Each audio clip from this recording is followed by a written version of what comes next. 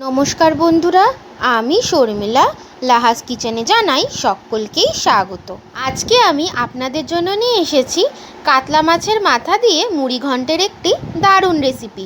এই রেসিপি চটজলদি কী করে বাড়িতেই বানিয়ে নেবেন চলুন তাহলে দেখে নিই। এরপর আমি 70 গ্রাম মতো গোবিন্দভোগ চাল আর 12 গ্রাম মতো কাজু বাদাম নিয়ে নিয়েছি। কড়াইতে সর্ষের তেল গরম করতে বসিয়ে দেব।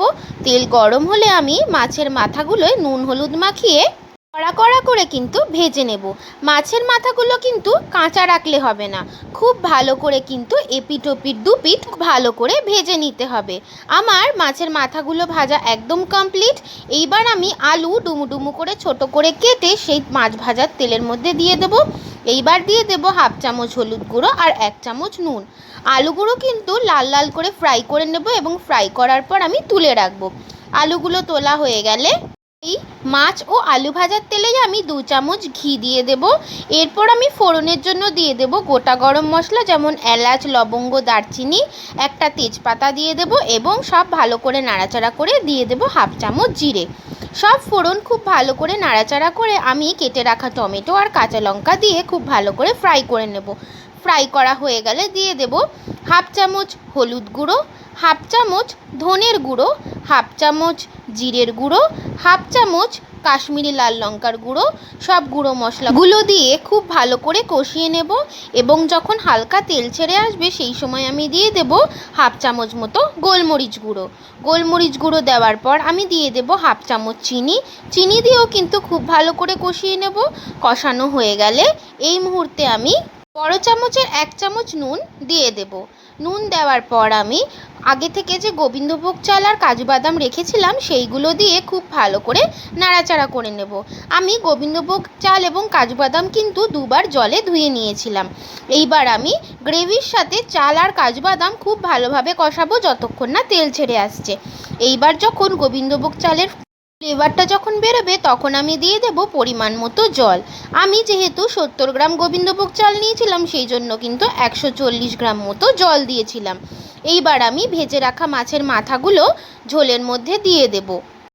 পুরোটা আমি খুন্তির সাহায্যে খুব ভালো করে মিশিয়ে দিয়ে ঢাকনা চাপা দিয়ে দেব। 2 মিনিট পর ঢাকনা খুলে আমি ভেজে রাখা আলুগুলো দিয়ে আরও কিছুক্ষণ ভালোভাবে কষিয়ে নেব। কষিয়ে নেওয়ার পর আমি আবার কিন্তু ঢাকনা চাপা দিয়ে দেব। আমি একটু বেশিক্ষণ কষিয়েছি যাতে সব কিছু খুব ভালোভাবে সেদ্ধ হয়ে যায় এবং খেতেও কিন্তু দারুণ হয়। আমি 3 মিনিটের জন্য ঢাকনা চাপা দিয়েছিলাম। আবার ঢাকনা চাপা খুলে খুব ভালোভাবে নাড়াচাড়া করলেই দেখতে পাচ্ছি আমার আজকের রেসিপি মাছের মাথা দিয়ে মুড়ি ঘন্ট কিন্তু একদম রেডি। এরপর আমি খুন্তির সাহায্যে ভালোভাবে নাড়াতে নাড়াতে উপর থেকে 1 চামচ ঘি ছড়িয়ে দেব এবং সার্ভিং ডিশের মধ্যে সার্ভ করে নেব আজকের আমাদের স্পেশাল মেনু মাছের মাথা দিয়ে বা কাতলা মাছের মাথা দিয়ে মুড়ি ঘন্টের রেসিপি।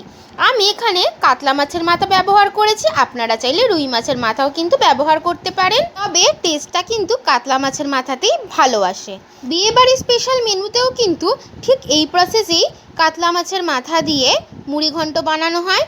তাই আপনারাও দেরি না করে বাড়িতেই চটজলদি বানিয়ে ফেলুন আমার এই রেসিপি ফলো করে মাছের মাথা দিয়ে মুড়ি ঘন্ট। আজকের আমার রেসিপি ভালো লাগলে কিন্তু অবশ্যই ভিডিওটাতে লাইক কমেন্ট শেয়ার করতে একদম ভুলবেন না এবং রেসিপিটা ভালো লাগলে কিন্তু অবশ্যই ভিডিওটাতে একটি লাইক করে দেবেন এবং কমেন্ট শেয়ার করতে কিন্তু একদম ভুলবেন না। এইরকমই আরও টেস্টি আর ডিলিশিয়াস রেসিপি দেখার জন্য কিন্তু অবশ্যই সাবস্ক্রাইব করে নিতে হবে লাহাস কিচেন চ্যানেলকে। চ্যানেল সাবস্ক্রাইব করা কিন্তু ভীষণ সোজা, চলে যেতে হবে ইউটিউবে আর সার্চ করে নিতে হবে লাহাস কিচেন চ্যানেলকে। চ্যানেল সার্চ করে অবশ্যই কিন্তু সাবস্ক্রাইব করে দিতে হবে আর বেল নোটিফিকেশনকে কিন্তু অলে রেখে দিতে হবে। আর যেসব বন্ধুরা এই ভিডিও ইউটিউব থেকেই দেখছেন তারাও কিন্তু ভিডিওটা লাইক করে অবশ্যই আমার চ্যানেলটিকে সাবস্ক্রাইব করে ছোট্ট পরিবারের সদস্য হয়ে যাবেন। আজকের মতো এইটুকুই, দেখা হচ্ছে আরেকটি কোনো নতুন আর ডিলিশিয়াস রেসিপি নিয়ে। তাই সবাই কিন্তু খুব ভালো থাকবেন, সুস্থ থাকবেন। আজকের মতো আসি, টাটা।